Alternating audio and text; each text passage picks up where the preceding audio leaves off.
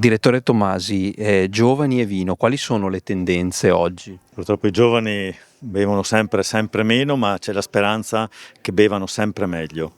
Quindi proprio un po' l'obiettivo del consorzio è quello di riavvicinarsi ai giovani, ovviamente con gli strumenti e con il linguaggio di cui hanno bisogno, quindi basta linguaggi troppo scientifici, troppo difficili, troppo ripetitivi, ci servono messaggi molto più sinceri, autentici, trasparenti. E poi ancora i giovani, probabilmente un altro elemento su cui dobbiamo puntare è dell'abbinamento vino-cibo. Sempre di più il cibo diventa importante per i giovani, il mangiare bene, e allora insegnargli che non possono privare la tavola di un ospite quale il vino, ed ecco che anche in questa direzione stiamo muovendo i primi passi proprio per spiegare l'importanza che il bere bene fa anche mangiare meglio. Invece sul fronte dell'enoturismo, a che punto siamo nel nostro territorio? L'enoturismo ormai è un qualcosa che tutti hanno capito l'importanza, chi può si sta avvicinando all'enoturismo, per cui sicuramente sarà una leva per il futuro, questo è certo e sicuro.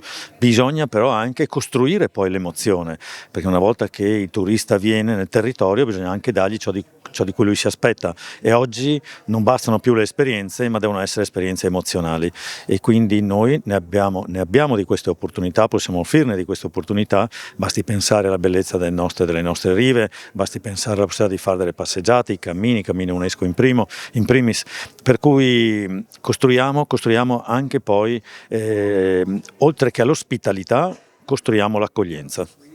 Oltre il tempo invece, qual è il tema di questa masterclass al Vinitaly? Volevamo semplicemente far capire che è un peccato non veniale, è un peccato mortale parlare di prosecchino, perché oggi vogliamo dimostrare, senza nessuna comparazione con il Vulture ovviamente, ma dimostrare che il Conegliano Valdobbiadene non ha paura non di invecchiare, anche qui sarebbe sbagliato parlare di invecchiare, ma di essere un po' più longevo, e quindi dobbiamo sfatare quella credenza che il vino prosecco, il Conegliano Valdobbiadene, vada bevuto nel primo anno di vita.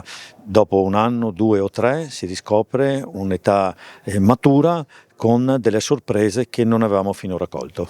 Cristina Mercuri, oltre il tempo, qual è l'argomento di questa masterclass al Vinitaly? È un tema interessante perché guarda come l'uomo plasma il paesaggio per enfatizzarlo, per dare valore alla ricchezza che già esiste, e andiamo anche nel tempo perché vogliamo dimostrare come non solo il Vulture ma anche il Conegliano Valdobbiadene riesce ad andare in profondità con annate più vecchie, ma mantenendo una grande identità territoriale. Quindi una masterclass che parla di due luoghi apparentemente molto distanti ma che poi sono accumulati dal grande lavoro dell'uomo che ha fatto sì che queste due regioni possano essere grandi nel mondo.